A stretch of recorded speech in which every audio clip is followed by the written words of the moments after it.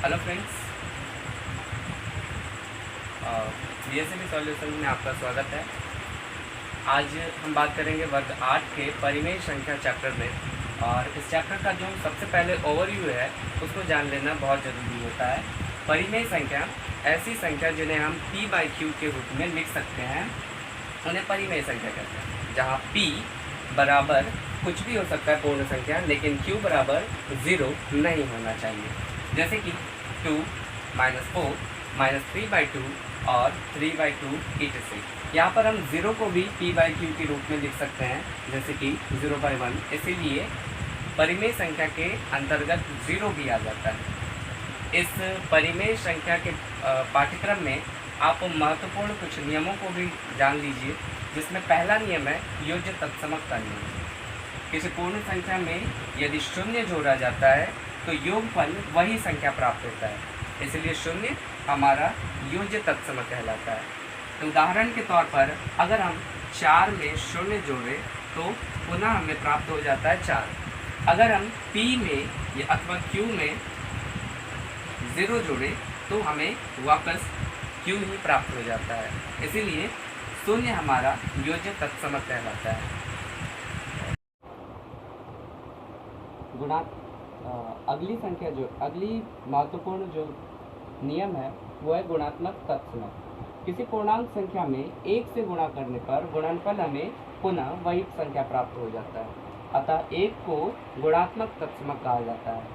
Example के तौर पे हम इस संख्या को ले लें। 4 में अगर 1 से गुणा करते तो हमें वापस 4 ही मिल जाता है, और -6 में अगर 1 से गुणा करते तो हमें वापस -6 ही मिल जाता है। अगर हम बात करें किसी अदर संख्या की, अगर हम p में अगर 1 से मल्टीप्लाई करें तो हमें वापस p ही मिल जाता है। अर्थात जैसे कि आप पहाड़ी में अगर देख लें कि 4 को एक बार पढ़ा तो फिर से 4 आ गया, 20 को एक बार पढ़ा तो भी वापस 20 ही आ जाता है। तो इसके कारण इसे गुणात्मक तत्समक कहा जाता है। उसके बाद अगली जो महत्वपूर्ण नियम है वो है योज्य का प्रतिलोम। इसको अंग्रेजी में एडिटिव इनवर्स कहा जाता है। योज्य प्रतिलोम में यदि दो पूर्ण संख्याओं का योगफल 0 हो तो दोनों संख्याओं को एक दूसरे का योज्य प्रतिलोम कहते हैं। उदाहरण के तौर पर अगर हम 5 में -5 को अगर जोड़ें तो वापस हमें इन दोनों का योगफल 0 प्राप्त होता है। तो 5 को -5 का योज्य प्रतिलोम और -5 को 5 का योज्य प्रतिलोम कहेंगे। अर्थात अगर हमसे सवाल में पूछा गया कि -5 अथवा -6 का योज्य प्रतिलोम क्या होगा, तो इसका योज्य प्रतिलोम हमें निकालना है +6, तो हमें योज्य प्रतिलोम मिलेगा योगफल इन दोनों का 0 मिलेगा। अगली महत्वपूर्ण नियम में गुणात्मक प्रतिलोम, इंग्लिश में इसको मल्टीपल इनवर्स कहेंगे, इसके नियम को जानते हैं।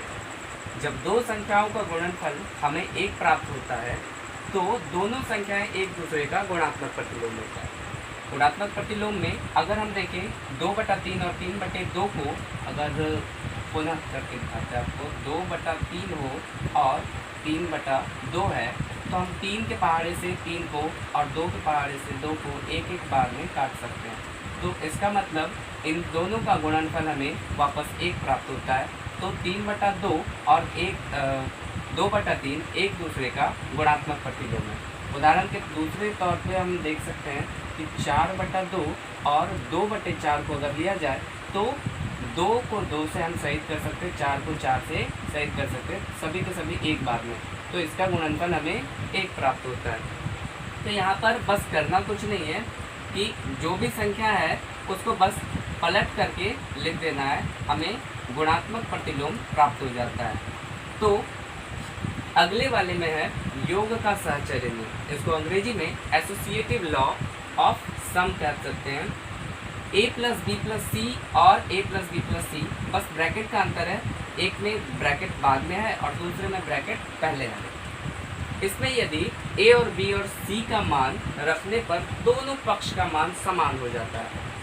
अब देखा जाए, अगर a और b और c की जगह पे 1 + 2 + 3 अगर हम करें और दूसरी साइड पर 1 + 2 + 3 करें तो दोनों साइड 1 प्लस हो जाता है हमारा 5 इक्वल टू 3 प्लस 3।